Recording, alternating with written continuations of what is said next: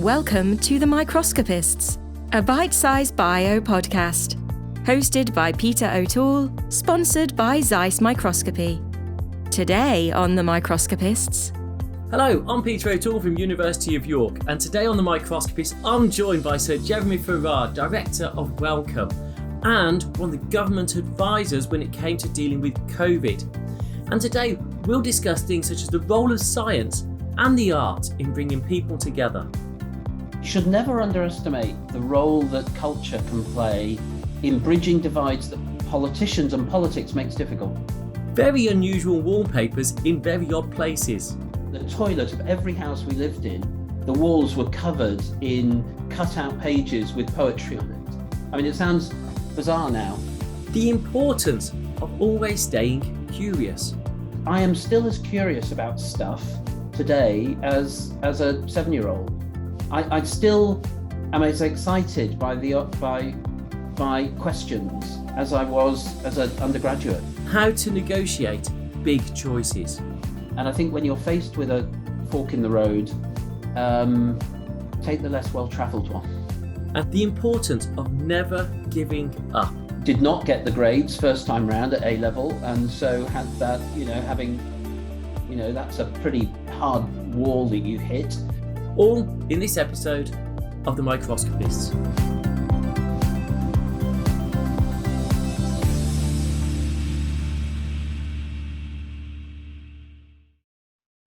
Hi, welcome to The Microscopists. I'm Peter O'Toole from University of York, and today I'm joined by Jeremy Farrar, who's Director of the Wellcome Trust here in the UK. Jeremy, good morning.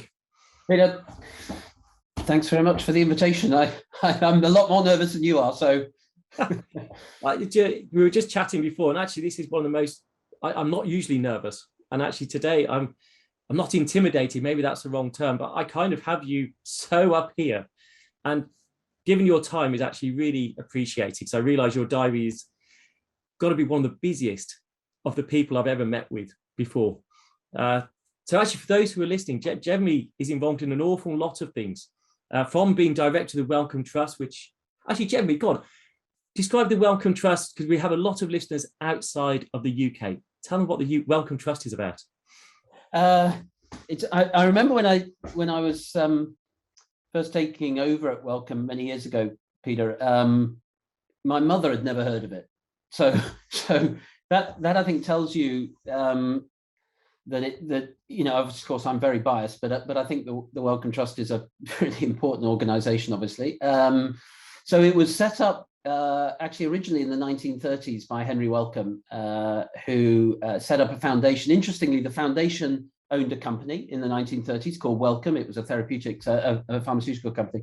Then in the 1980s, he sadly died in the 1930s and left no descendants, no children or siblings or parents, whatever. So, and then in the 1980s, the foundation completely separated from any links to any company. It separated completely. And so since the early 1990s, it's been a separate, completely independent foundation based in the UK, but with a global organization.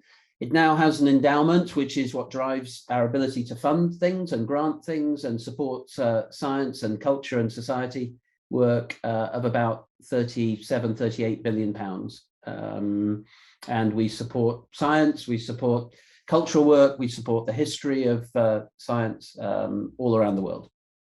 So I think that's interesting. So obviously UK are a great benefactor, the research community, but also the overseas element. So what proportion goes to overseas funding compared to UK funding? It's changing. And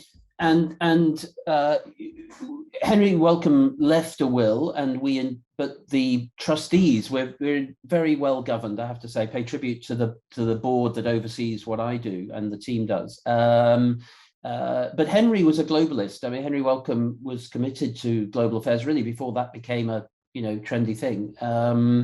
And certainly in the last 8 years, with my own interests in global affairs, and I would argue, because of the political nature of our time and the great concerns I have about nationalism and becoming more insular, Wellcome is taking a more global perspective. So historically, it would be about 70% UK, Peter, and 30% overseas. But actually, if you not so much where money is awarded, but where money is focused, it's probably now about 65-35, or roughly that sort of percentage. 65 in the UK, 35 internationally. And that is, I know from some of the research happening at York that touches on Africa and many developing countries as well. And actually, having reviewed some of the grants that come into Wellcome Trust, you see the applications also coming. Certainly from South Africa seems to be quite a good area of awareness that they can apply for these funds as well. So it's a big role being director of the Wellcome Trust. A lot of it, I guess, is also communicating what it does, making sure people are aware of it. Why did you take it on? Your academic career is stellar, and it's quite a step to become director of the Wellcome Trust. So what drove that ambition, that change in direction? Yeah, I think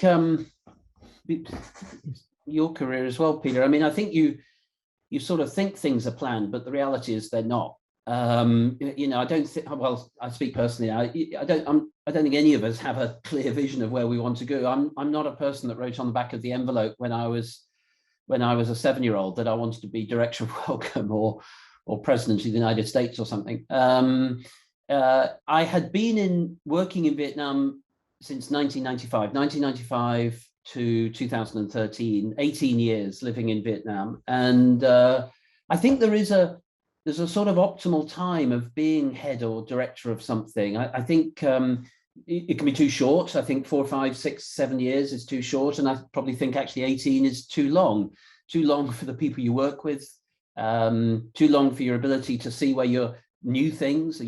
We all get stuck in our ways.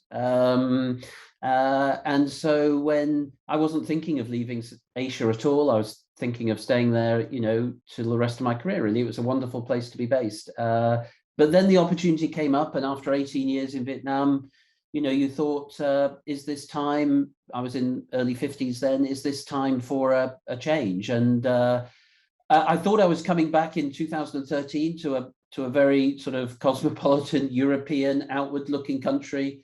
The 18 years I've been away, the food had got a lot better. I think Britain was on a very optimistic way, and of course I hope it still is. But there's been profound political changes since I've been back in the UK, and it's been a period of great turmoil, I think, and uncertainty over the last 6 or 7 years. So it feels very different. I'm not saying better or worse, but just different now. Well, like I said, I think the food is still getting better, and the drink is also getting better. I think those certain things have certainly improved. And yeah, I would say actually, science should work without borders. It's the most efficient way of working. So whatever the political climate is, no matter what happens in politics, we need to keep those borders removed when it comes to science. I think that's what you were kind of saying with the Wellcome Trust. It's very much enabling that. Yeah, I think, I would even push it further than that, Peter, actually. I think, again, looking back over history, politics works in its own way, and that's very difficult to understand, I think, when you're not in the political system. But we should never underestimate the role that culture can play in bridging divides that politicians and politics makes difficult. Whether that is the arts or it's sport or it's science, I think we in the scientific community, I think, have got a really important role to play, and a constructive one, in bridging divides which maybe politicians for other reasons find difficult. So it's not just that, in my view, that science, absolutely agree with you, works best across borders and open and sharing the benefits of science. But I think we've got almost a bigger responsibility to make the case for that, and across borders, and for a less inequitable world. And I think science has got a really important role to play in that. So it's interesting talking about making the case for it. And I guess Jan Ellenberg, when I spoke to him, he promoted Eurobioimaging and was championing that, and had great political problems actually delivering it. And without putting too much detail into it, he suddenly realized that politicians have agendas that don't necessarily fit what is logical or a proven case scientifically. And they're after maybe their own interests politically, rather than what is, again, a judgment on what's written down, like we would for a scientific case. So how do you get the politicians on side? It's such a complicated game, because obviously politicians are two sides to every one, and you've got to get both really on side. Otherwise, when powers shift, suddenly you're on the wrong side, and we need them both to be party to the visions. So how do you manage that complexity? I don't know the answer to that. What I'm very sure of is you can't ignore it. I don't think. I'm not saying everything is political, but you can't ignore that political space. And I also think when in a more charitable moments, I think really appreciating how difficult politics is. You know, and particularly I think in today's world, although I suspect it was always true, you know, we are in quite a fragmented, polarized world. And social media is changing that, and the way things are expressed are changing that. I think we're living through quite a period of uncertainty, of anxiety, of inequality, and politics and politicians are human, and they're trying to broker this complex world which they don't necessarily understand. They're not superhuman. They're just you and me, who've chosen a different career. And I think I do have at least some sympathy for the political process and for individuals. And we must never forget politicians are human. They have the same foibles, weaknesses, insecurities that you and I have. Having said that, I think politicians need to bring a purpose to what they're doing. And as scientists, I think we need to not just think we can engage when we want to, or not just engage in the political process in a crisis like COVID or whatever. But I think we've got to see ourselves as being part of society, part of that political process, and part of that political debate. And the best way of doing that is to be part of that all the time. I mean, you know, pay tribute to this sort of interview and all the others you've done. This is part of it. This is part of explaining, I think, to ourselves, as well as everybody, whoever might be listening, beyond the two of us, to what each of us is saying. But I think we have to engage in that process the whole time. Okay, so I've got so many questions, so many bits. So I want to ask, you said, you know, you never envisaged this is where you'd be when you were 7 years old. So actually, what did you want to be when you were 7, 10 years old, when you were very young? Really difficult to remember because it wasn't yesterday. So I was born in Asia, which is one of the reasons I think probably for going back. I didn't come. My parents. My father was a prisoner of war for 5.5 years during the Second World War. I was the youngest of 6 children, so my parents were. I was the youngest of 6, so by the time I was born, they you know, it's unusual for somebody of my actual age to have a parent who was a prisoner of war for 5.5 years, and then they left the UK in 1949 or 1950 to live in the Yemen and then came back to the UK in 1979. So I had a very I moved a lot as a child. When I was 7 or 8, actually at that stage we were in the UK. I was at a primary school for a year or two in southern England. At that stage, I loved sport. I'm not sure I knew I was never good enough to be a professional sports person, but I did love sport. And then at school, high school, actually, I was much more sort of had an affinity, as actually the rest of the family did, to the arts, to English. I started off doing English, history and economics at A level, and then swapped over to doing biology, maths, and chemistry. I was playing a lot of sport and did not get the grades first time round at A level, and so had that, you know, having, you know, that's a pretty hard wall that you hit, and then you realize you've got to resit them and you have to take personal responsibility to that. But then that did work out, and so I'm not somebody that's had a sort of clear vision of where I want to be and do.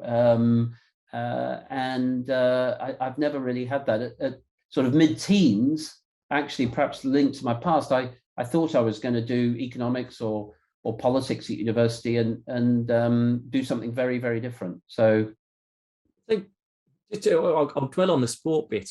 What were your sports when you were at school then? So like many, I started off at primary school playing soccer, but actually after primary school, I never played football again. I was then at school in Tripoli, Libya for a long time, and actually was brought up playing a combination of baseball and cricket because there was a big American school there at that time, early 1970s. But my father was a very, very, actually very good, but also very committed rugby league player. He was from Yorkshire and a very committed rugby league player and cricketer. And so I actually then was brought up playing. I played a lot of rugby and a lot of cricket, and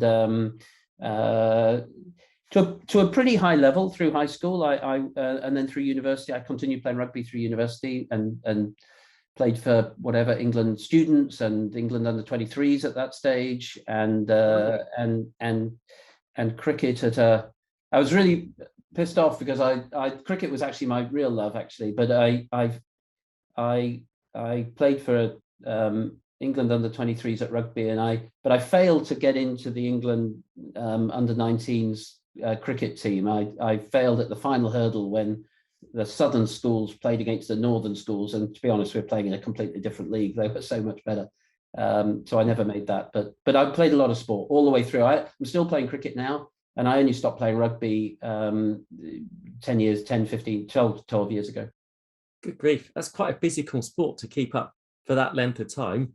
And yeah, rugby's changed a lot though. I mean, I'm small. I'm only, rugby has changed so much now. When I was playing, it wasn't the physical game it is today. So, I've got to ask quickly, batter, bowler? Batsman, only batsman. Opener? Yeah. Opener, yeah, or number 3. Well, no, I was going to say 1, 2, or 3. So there you go. 1, 2, or 3. Well, that's brilliant. So it was interesting. You said you didn't do too well at your A levels, and yet here you are at the top of the game, even though the A levels first time didn't pan out that well. But you chose immunology, did you, to do your degree?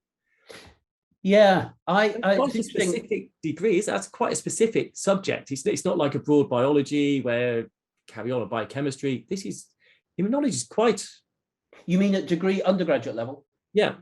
No. When I eventually did get the grades at university, I then studied medicine at UCL, and actually one of the really pivotal moments, because I do believe that as you go through careers and life.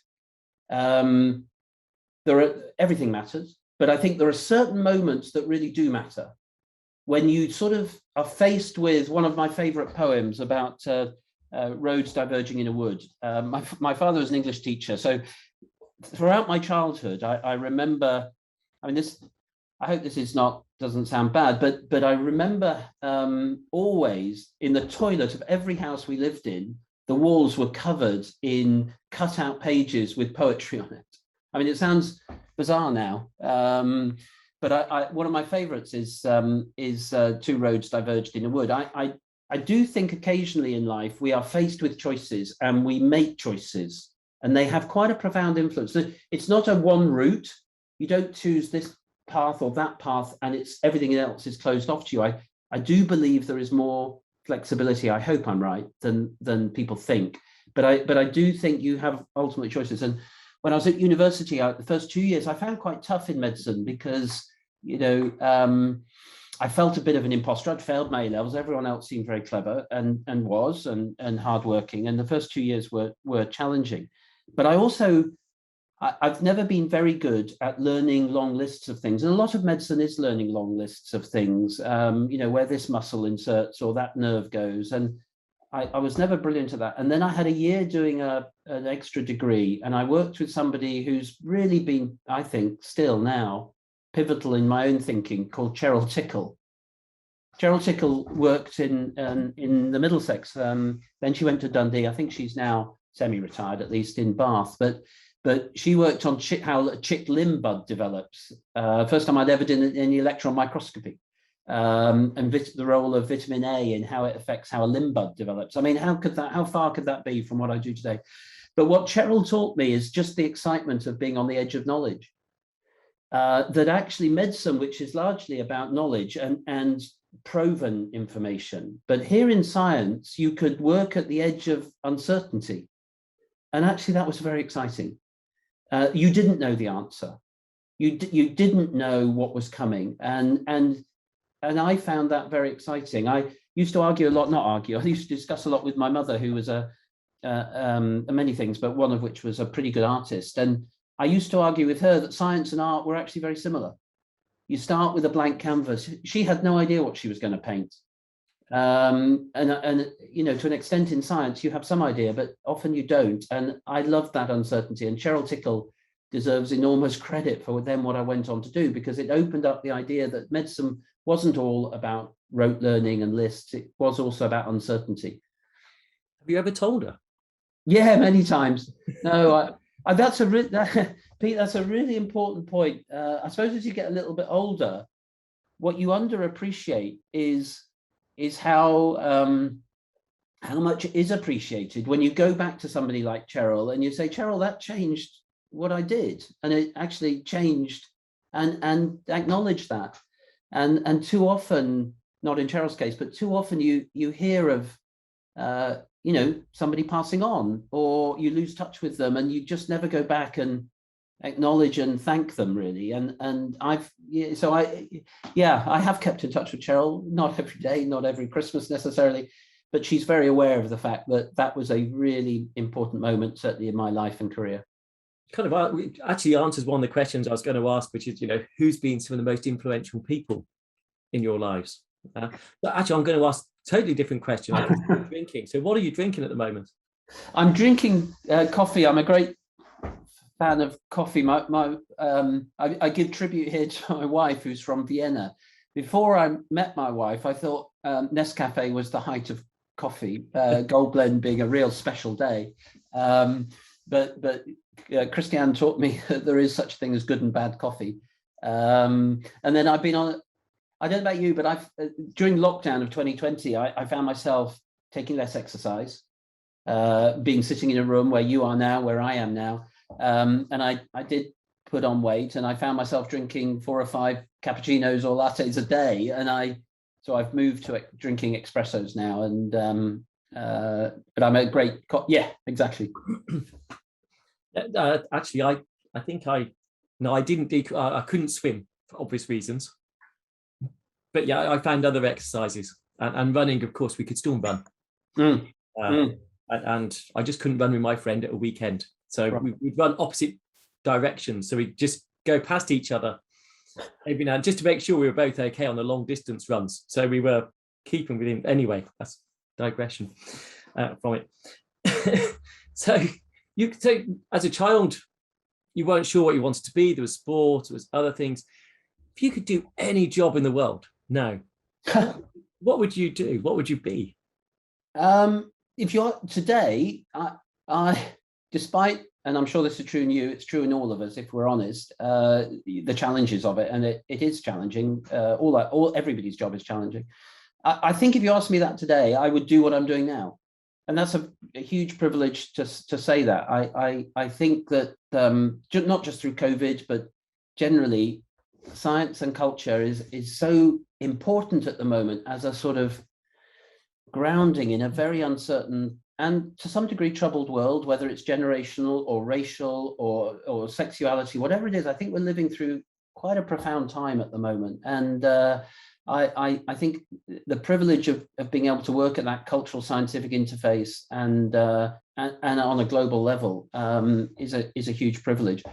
What I would wish to do next, I've no idea. You know, I won't be at Wellcome forever. What I do next, I'm not sure. But I would, if you say what would you do in your ideal job, it would be, I think, making the case for the international agenda that I think is so critical. And I think as the 21st century is going to be troubled unless we can work internationally, because truly none of the challenges of the 21st century are going to be answered by being nationalistic and insular.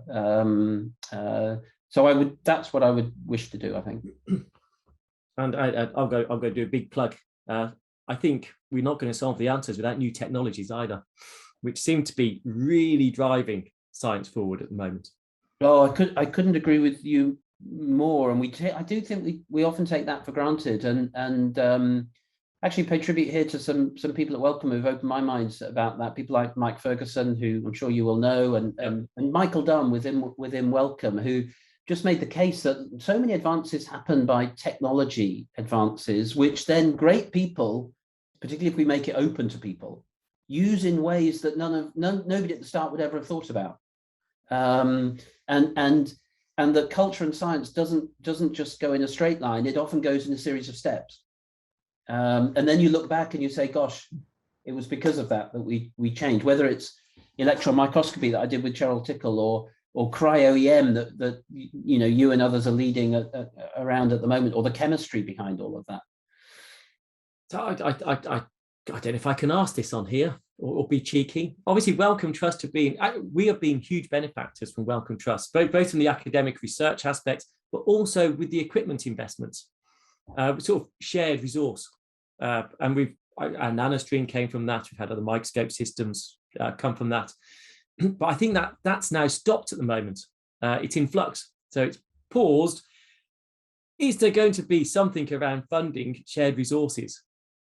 Yeah, I don't know. You don't have to answer that. I will. No, I will. You quite rightly said at the start of this, you can't come on if you're not prepared to answer questions, and you're absolutely right. Wasn't that blunt? So I think I don't think apology is the right word, but there's a bit of that in this, and that is I think organizations. Sorry, I'm going to give you a sort of longer-winded answer. I hope that's all right. Wellcome has been in an extraordinarily strong position, and pay tribute to all of my predecessors in building the place that I then inherited. But I do feel that an independent charity with all its own money needs to really challenge itself of what its place in the world is, because when you are lucky enough to be largely giving away a lot of money, 1.2, 1.3 billion pounds a year, you don't have clients in the same way, you don't have customers, you don't have the corporate drivers, you don't have the construct that is in the academic world that is inevitably constrained, you don't have the constraints of politics. And I think therefore you have to bring your own critique, and you need to ask not where you are today, but where you wish to be 5 years, 10 years from now. And there's no burning platform. There's no reason to change necessarily, because you and others sort of might be nice and say you're doing good things. I think you have to change before you need to change. Because if you go up that curve, you're at the peak of whatever you're doing, you will inevitably drift down again unless you reinvigorate and re-energize. And that's a very painful process. And where I bring the apology in is we have been going through that over particularly the last 2 or 3 years. We're coming through that now. And I do believe, I would say this, of course, that we're going to be stronger as a result of it. We will, I believe, have more money. That's a very positive thing. When I joined Wellcome, the endowment, which drives us, stood at about, I think, 14 billion pounds. Today it's 36, 37 billion. Now it could become 14 again, and I lose sleep over that, but it might become 50, who knows? And I think the restructuring will allow us, and the technological work you did, and the shared resources, the bringing people together to invest, to share those resources, whether it be technological, cryo-EM, or in things like Biobank. There will certainly be opportunities for that in the future. And I just hope that people will bear with us during this period of change, which I appreciate is really disruptive, particularly in COVID. But I do believe we will come out the other side, as we are now, in a stronger and better position to be what will be the first or the second or the third, I don't know, biggest philanthropic organization in the world. Which it'll be exciting when those calls come back.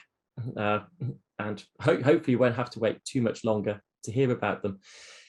You talked about politics earlier, and obviously, so again, I know your involvement with the COVID response as a country. I read part of your book, Spike, I think it was called. And for those who are not familiar with the UK scene, the UK has a SAGE, a scientific advisory group of experts, which feed in to that advise and help direct how the government responds. They don't tell the government what to do, but they give them all the advice and information that they require in a digestible way, I think. Now, you were the first on that SAGE committee, I believe, along with Chris Whitty, Neil Ferguson, Patrick Vallance. What was it like at that moment? I would love to know. I think actually people would love to know, what is it like to be in that inner sanctum of advisors? So much pressure from everyone telling you you're wrong outside of it as well, because they'll chance their luck and come out with an opposite opinion because it could be right. But tell us what, I'd love to know what it's like and what those meetings are like. What's the pressure? How free-flowing is it? How argumentative is it? What is that atmosphere like? What's it like being on SAGE? Yeah, you as you describe it is right. I mean, it was January 2020, early January 2020. We're now in November today, November 21. I mean, it's very difficult to put that in context of what's that, 20 months or 21 months or something of your life. I still think actually as a societal, global society, where people will be talking about this in 100 years' time. You know, I hope we never go through anything like this again, but we still talk about 1918 and the influenza pandemic of 1918. I mean, these are huge moments in history. And I remember talking to a journalist, I think Tom Whipple at the Times in, I don't know, February, March, April time of last year, and saying we're going through history.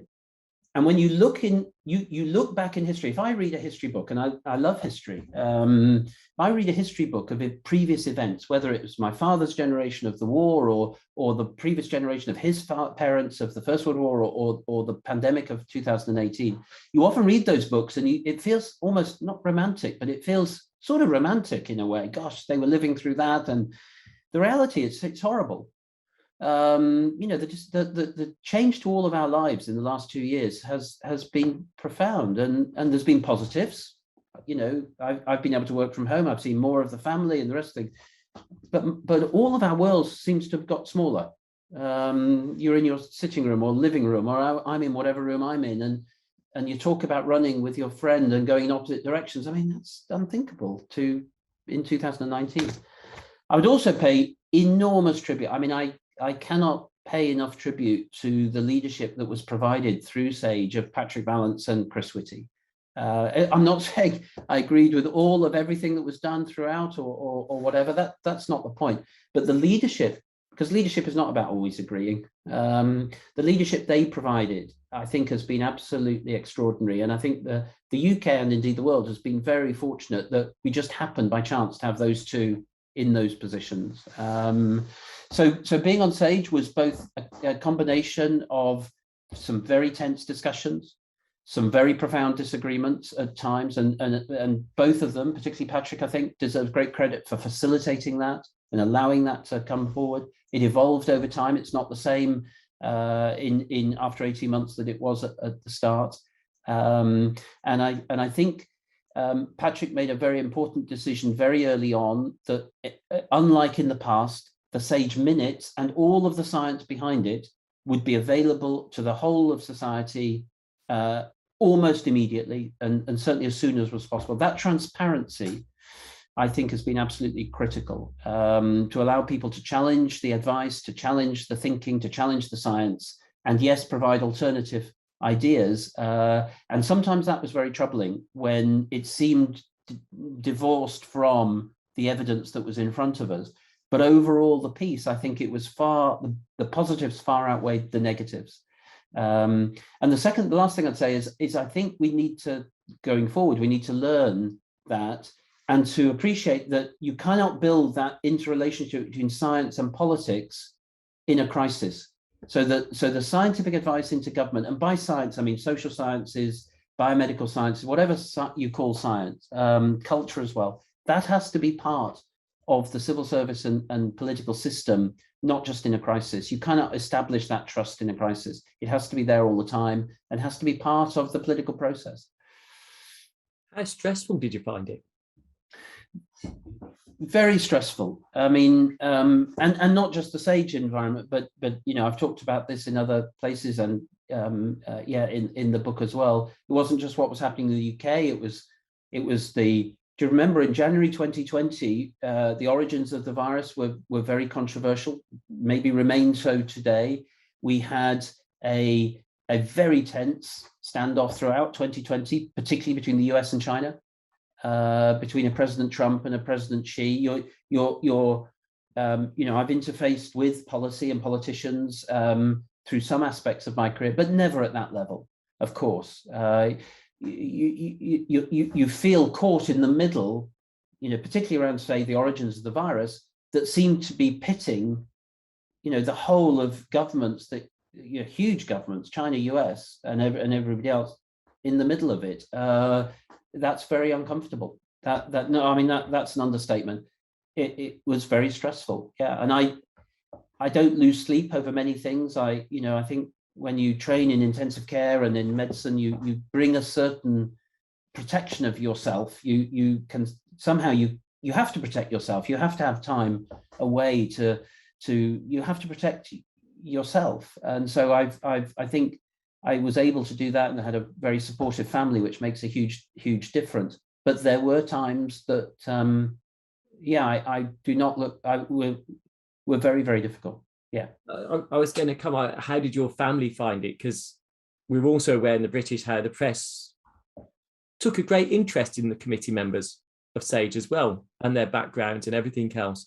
So were you aware of that going on in the background and this extra scrutiny of yourself as a member of SAGE? Of course, and that is very difficult. We're not. None of us are used to that celebrity sort of. We're not in the newspapers. We're not generally in the conversation around the newspapers. We're not used to that, I think, as a community, and it's both on the scientific level, the advice level, but also it does cross across into the personal level. And there were certainly times in 2020, particularly, and to some degree in 21, when that was very, very, very difficult, particularly when it becomes very personal, not just to you, but also crosses over into your family, whether it be abuse on social media of your children or your wife or whatever. And some of it, you do learn to deal with it, and you get a lot of help, including from the SAGE system, and the political system. The civil service have been fantastic. I call out the civil servants who have worked in this. They've been absolutely staggering in the roles they've played, and the support in this, emotional and the rest of it. But yeah, it's hard to take, whether social media, by email or other places of abuse or death threats, or people taking photographs outside the house or whatever. That was, I don't want to be melodramatic about it, but that's not a comfortable environment for any of us to be in, and it was there were very difficult times through it. Yeah. Any of your family ever suggest that maybe you shouldn't be on SAGE and just cut loose and get back to life, get back to concentrating just on the Wellcome Trust, your day job? Because of those added pressures and stresses. There were times, again, and when I thought of stepping away from SAGE. In fact, I've stepped away now for very different reasons. After 20 months, I think, and the scientific advice, I think, Intergovernment now is actually pretty clear. These are now political decisions about the choices that are made, but I think the scientific advice, that is, of course, uncertainty in 21 was much higher in a way. And there were times when as I've said, I was very strongly opposed. I wonder what the role of scientific advice was when it didn't seem to be taken, particularly in the autumn of 2020, which I very strongly disagreed with. But actually, it was more the family that said, "Are you better in or out? What's the point of leaving? Leaving in October, as I did 21, was a very relaxed affair, and it shouldn't be interpreted in any other way than I felt that the scientific advice was now pretty clear, and that it's not that there was no role, but actually my contribution was pretty small, and it was a good time to concentrate on the day job, as you said. But actually the discussions at home and in others that, you know, I've respected and listened to and took advice from, and, you know, pay tribute to the chair of Wellcome, who was absolutely wonderful in the support, Eliza Manningham-Buller, through all of this, and of course her own steep experience at MI5 when she was there before being chair of Wellcome. She was an absolute wonderful mentor and supporter through this, through some difficult times. But no, the family advice actually was much more like, you know, Christiane is Austrian and very clear thinking when I sometimes lost the plot. And her advice was, you know, if you leave, you know, with that advice, is it better to continue to give the advice? And I think she was absolutely right to say that. And in the end, I think as Patrick and Chris and many others have stayed in, I think it's been so important that they have done. I think you were right to stay in, because it's easy to shoot from the outside, but it's only on the inside can you really, even if you don't get, if your opinion isn't taken fully on board, at least science is about disagreeing sometimes, about hearing the other side of it, and you can at least make sure they heard that other side of it. Yeah. When you got home, what would you do? Read a book or watch TV? I think it was partially again because my upbringing. I've never been a TV watcher. We have a TV at home, but I can't remember the last time it was turned on, actually. And I know TV is separated and we all watch on mobile devices, but no, I've never been an avid TV listener. I do still play sport. In the summer, I play a lot of cricket, not as much as I'd like to, but I play quite a lot of cricket. And I do read a lot. Yeah, I read a lot, and actually I write a lot. Rubbish, but I do enjoy writing. And I do enjoy reading. But also I think all of us need. Everybody has stresses in lives. Everybody, whatever level we're all working at, there are levels of stress in our life. I think it's so important that we all acknowledge that. None of us are superhuman. None of us are superhuman. We all suffer to some degree from the imposter syndrome. Why am I if I'm here?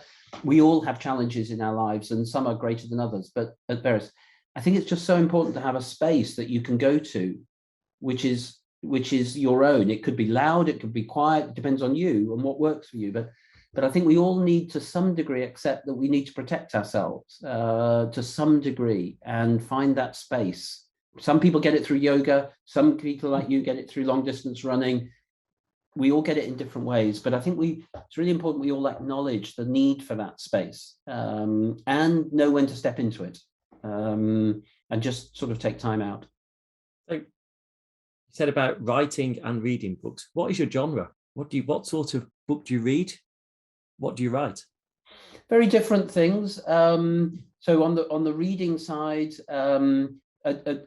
when on holiday, I like to read sort of easy to read things. When I recently, last book I read, actually, I've just come back from a week away, which is fantastic. Holidays are so important, and taking holidays is so important. But I've just read the last book of John le Carré. So that sort of, I think he writes very well, but it's easy to read. Yeah. I was a huge honor, and it actually was great fun. You should do it. I guest edited the Today program, I think last Christmas before, I think December 2020, that's right. And I was introduced through that, although actually I knew before. Elif Sharif, I don't know if I'm going to give a plug now. I don't know if you know The Missing Trees. Yeah, I'm not familiar with it. Okay, so she's a brilliant Turkish family, very interested in uncertainty, very interested in how we all deal with uncertainty. We would love to write a book together on it, because I'm fascinated by uncertainty as well. And she wrote a little book, which is not here in front of me. I can't bring it up. How to Stay Sane in an Uncertain World, or something like that. But a very, very thoughtful writer, I think. And and she's dealt with her own sexuality, with Turkish, with other parenthood and ancestry, living for some of the time in the UK, but being something of an outsider. Just a very, very interesting sense of the times that we're living in. I'm going to put it up again because I can't speak highly enough of it. And then on the writing side, obviously some thoughts around science and politics and culture and the international dimension. I'm very interested at the moment in how governments cope with domestic demand, domestic pressures in an international context. I don't think politically we've got a head around how do we deal with providing vaccines for our own citizens, whilst knowing actually the enlightened self thing to do is to give vaccines for the world. That's one direction and another direction. I'm not sure we've got a head around how to deal with that. That I find very interesting and enjoy writing about that. For my own benefit, I wouldn't make it public. But yeah, I just think we all have to have that headspace and acknowledge that we all need it. You know, there aren't superhumans. We all have the same degree of insecurities and stuff. And I think acknowledging that is perhaps one of the most important things. So, some quick fire questions for you. You're an early bird or night owl? Night owl. Night owl. Okay. I know the answer to this. I think tea or coffee? Coffee. Wine or beer? Both. Not the same. Well, maybe at the same time even. Red or white wine? Red. Yeah, it has to be. What's your favorite food? Vietnamese. Who cooks at home then?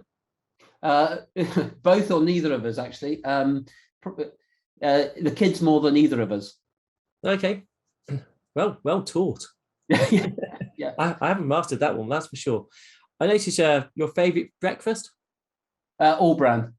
It's a legacy from my mum. My mum was evangelical about eating all bran from the mid 1960s onwards, and I'm convinced that's why she lived to be 95. So you're on the all bran for that purpose. So if you ever stop eating all bran, get worried. So Mac or PC? Mac. Oh. Cricket or rugby league? Both, actually. You got to choose one. Okay, cricket. UK or Singapore? That's a really difficult one. Pass. Vietnam or Singapore? Vietnam. Okay. Vietnam or UK? Really difficult one as well. You just don't get to lose your. If you're forcing me on, probably Vietnam. There's your UK passport gone, but okay. Do you have any bad habits? Yeah, I do have bad habits. What are they? What would timekeeping? I think I've got much better at it, I'd have to say, because I realize as you do inevitably become more senior, one of the things that really pisses people off is when senior people are late for things. I think that's really disrespectful. So I have really tried hard to make sure you keep. I was late this morning, but Only a minute. Yeah, I really. I think it's really disrespectful, and but historically I've not been good at timekeeping. What other bad habits? Yeah, let me come back on that one. I'll think. I'm gonna. Okay, chocolate or cheese? Cheese. Ooh. What type? Any goat's cheese I love. I love there's a huge number of really great British cheeses, but I have, particularly in the last 25 years or so, gravitated also to hard European cheeses, Austrian, French, hard cheeses. But I do love cheddar. I love goat's cheese. I love all. In fact, I cannot think of a cheese that I wouldn't like. Okay. Knocking around at home, what is your favourite item of clothing? Bit of a random question. Well, it's certainly not a tie. I hate ties. I'm amazed ties have remained as a sort of ever worn by anybody, actually. I think my favourite is probably some degree of sort of at home of sort of sweatpants or something similar, ease, just comfortable. Okay. I just like getting those different bits. If you could meet anyone in the world that's alive, who would you like to meet that you haven't yet met? Who's alive? You know what's coming up next now. I think. Well, I have actually met, but not in a one-to-one, because I think you're getting at who would you like to go for dinner with, sort of thing. Yeah. I think probably at the moment I would put the top of that list as Angela Merkel. Okay. I think she's been a remarkable leader in a very difficult period, and I think she's shown. People will criticize. She's like all of us, got weaknesses, and people would say, well, she's sometimes prevaricating the rest of the thing. I just think she has been somebody that has taken difficult positions on things where she's taken a very humane approach. Migration, perhaps one of very good example, at political cost. And I think that I really admire that, when you take up difficult positions, but you explain it of why, even though that's going to come with a political cost. So I think Angela Merkel would be the one probably of the moment that I have been lucky enough to meet, but not on a dinner date. Yeah. And what about in the past? In the past, that's a good question. That's a good question. In the past, who would I like to have met? God, we can come back to it. If someone pops into your head, we can come back to it. I was going to ask, when have you found the most challenging time in your career? Was that recently, or actually has it been, when you were starting out in your academic career? When have you actually found most challenging?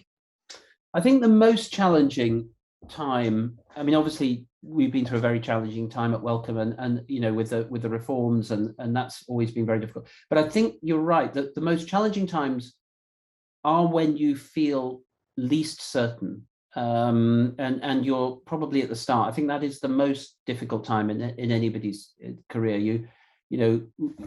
Sitting where I am now, I'm not saying it's easier, because there are challenges, but it's after many years of doing things. I think the most challenging time was during my PhD.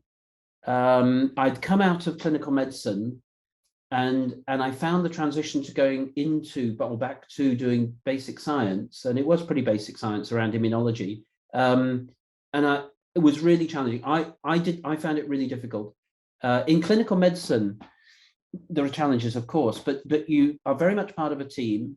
There is quite a lot of very positive feedback, often from patients, their families, your colleagues, your peers, and everybody else. It's pretty instantaneous feedback. In the main, patients do get better, and they're incredibly grateful for that, and it's very positive feedback. In the PhD, it's very isolated. It can be very isolated. And I had great supervisors. I'm not criticizing that, but the first year or 18 months, 2 years of the PhD, things didn't work. I struggled. I looked across at others, colleagues who were doing their PhDs at more or less the same time. They all seemed to be successful. They all seemed to be producing stuff, apparently with ease. Of course, it was not true, but that first couple of years of the PhD, I found really very, very difficult. And actually, I came across a letter I wrote to the head of the department and my supervisor. This would be about 18 months in, saying, I've given it a shot, but I can't do this. I'm going to have to stop. And thankfully, myself and the people, we talked ourselves out of it, and we kept going. But it was a really difficult time. Yeah, no one gets results that they publish in their first 2 years, do they? No, I hope. Well, I hope not. And I think the PhD, I would say I had great. It was a great department group to work on. In fact, I'm going out on Friday to recognise the retirement of somebody that was great, David Beeson in what I did, and Angela Vincent in the PhD. But I think we underappreciate how challenging going through a PhD is. I think the mentorship and support, I think in the main, including in New York, has got so much better. but I think we underappreciate the challenges of going through a PhD. Do you ever feel a PhD should come with a distinction or not? No. No, just keep it as a PhD as a PhD. Yeah, because I think I'd be interested in your view on this. I think through primary school, high school, university, PhD, we are putting so much pressure on people. The levels of pressure to not just get a degree, but to get a 2-1, to get a first, to get A-level results. If we now introduce that into the graduate programs as well, I just think we're going to be leaving a younger generation driven by results, and 76 is better than 75, and false.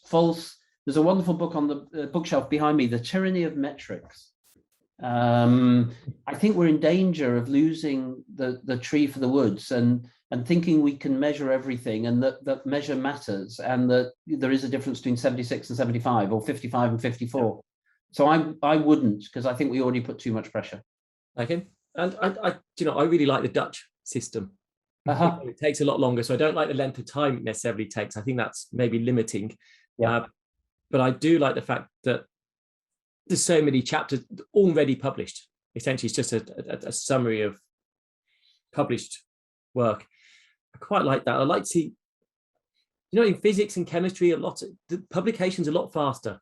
People publish more snippets, maybe, of data. In biology, we tend to have to put everything together into one big publication. I wonder if that could change mentally and just start publishing results faster. Yep. Do you have thoughts around that? Well, maybe actually the last couple of years will have an influence on that. We've if you think of the way we're publishing stuff at the moment, it looks very different to 2019 and before in the biological sciences, life sciences. The preprint system, the open access. I think it's transforming the way people publish.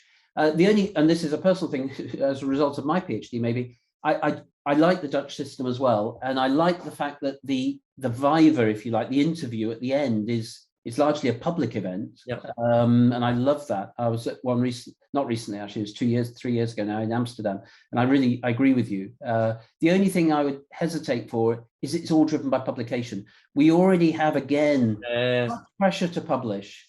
that I think it's a broader conversation. I worry that this is generating short-term science, where we drive science into something that can lead to an almost immediate publication, and we're in danger of losing what science is there to do, which is to ask big questions that might take a long time, and the pressure to publish is so intense that I worry it's leading to sort of vision perspectives which are 1, 2, 2.5 years in the making before the next grant, the next paper, et cetera, et cetera. So I agree with you on the Dutch system. I love the openness and the public nature of the interview at the end.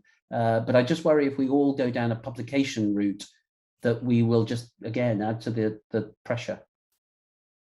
We are nearly at the hour mark. So Jeremy, which I haven't used that phrase as yet. So you got your Knight Bachelor. Did that make a difference to you? Did it open doors? Did it suddenly change how people perceived you? Was it a good thing, bad thing, nice thing? It's a very nice thing, and it's absolutely, to acknowledge that and say that, it's a very nice thing, and I was waiting for you to say that you were honoured to get it, which is obvious, but hugely honoured to get it, and I was lucky enough, because this does matter. I did something you shouldn't do, but I felt it was right, and I'm sure it was right.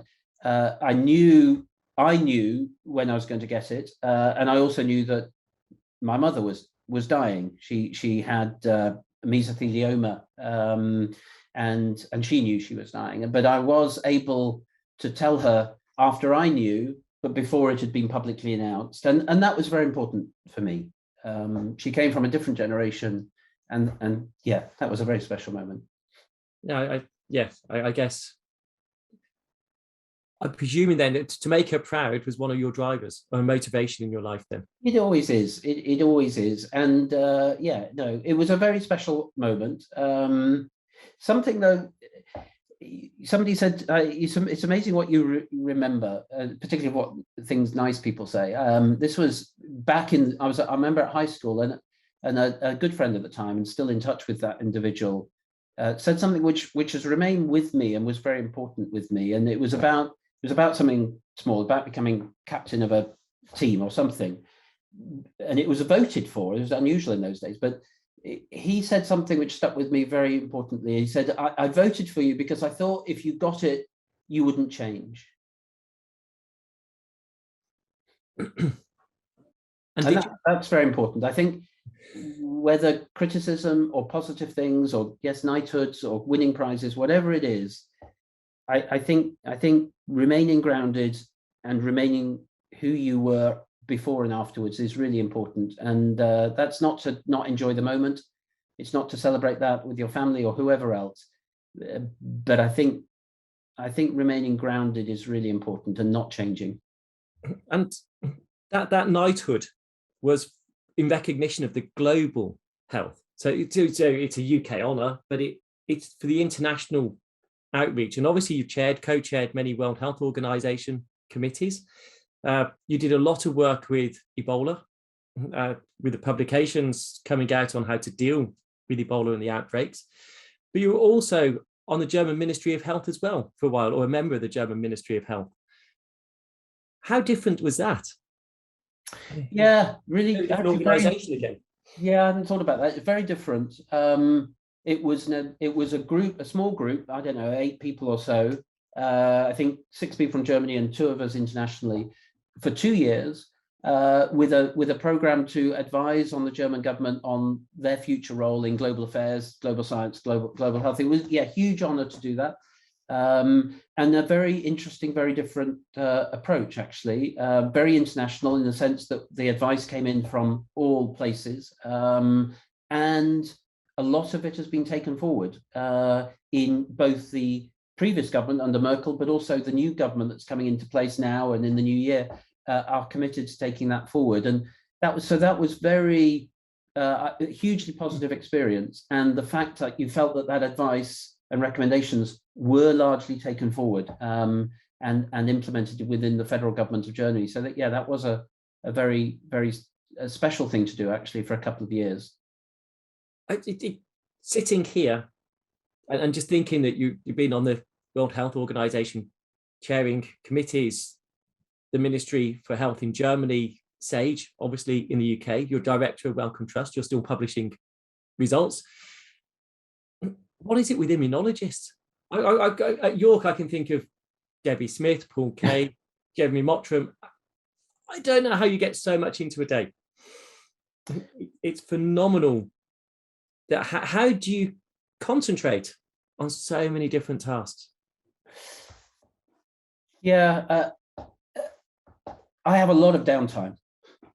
I think time management is really important, and finding that space we talked about earlier. I think you regenerate in that space. I do, you think, what is it that leads a scientific career?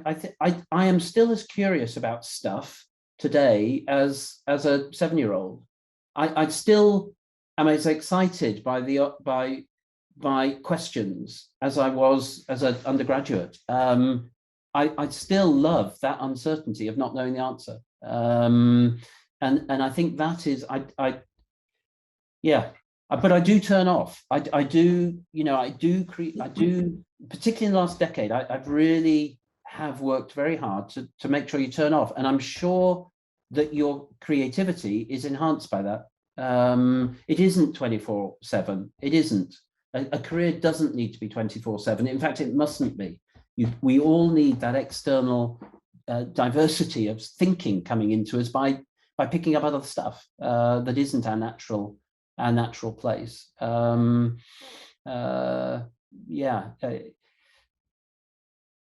Yeah. Okay, we are up to the hour mark, but a different question to end on. Who do you think I should get on this next? Paul Nurse. Here. Paul Nurse. I don't know if I'm always inspired by Eliza Manningham Buller. She was a brilliant chair at Wellcome and obviously an amazing history, not from a scientific background, but from a very rich career as well that did some remarkable things. Mike Ferguson, his particularly with the title of this podcast. I mean, I think Mike has had a fantastic career, made an enormous contribution to people and to science. Who else? Boris Johnson. You could. I've got hope of getting Boris. You could think about. I think we talked about this at the start, but I think it's a brilliant idea. I would also run a series of interviewing people at different stages in their career, and then if you had the appetite for it, repeat it in 5 years' time or 10 years' time, and just see where they went and how that changed. I think that's a brilliant idea of yours, and that would be a fantastic contribution to a memory and to a sort of historical record. It'd be because obviously if we look back on yourself 20 years ago in Vietnam, you'd never have dreamt any of this. No. And so obviously, as you say, opportunity drives it, doesn't it?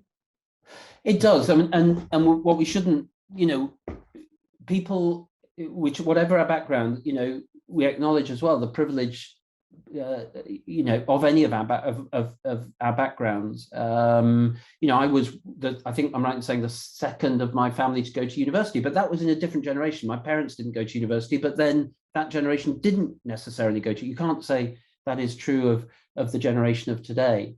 Not everybody has those opportunities, as we know very, very well. But if you are lucky, privileged enough to have opportunities, I do think there are these forks in the road. And on the whole, I think certainly in my life or career, I think the things that I've regretted not doing things rather than the things I have done. And I think when you're faced with a fork in the road, take the less well-traveled one. Okay, on that note, Jeremy, thank you so much for taking your time with us today. And thank you everyone for watching or listening to what's been a really inspirational, really, really honoured that you've taken your time today to join us. So Jeremy, thank you very much. Peter, it's been a great pleasure. You're brilliant at doing this as well as the day job. So thank you very much indeed. Thank you. Thank you for listening to The Microscopists, a bite-sized bio podcast sponsored by Zeiss Microscopy. To view all audio and video recordings from this series, please visit bitesizebio.com/the-microscopists.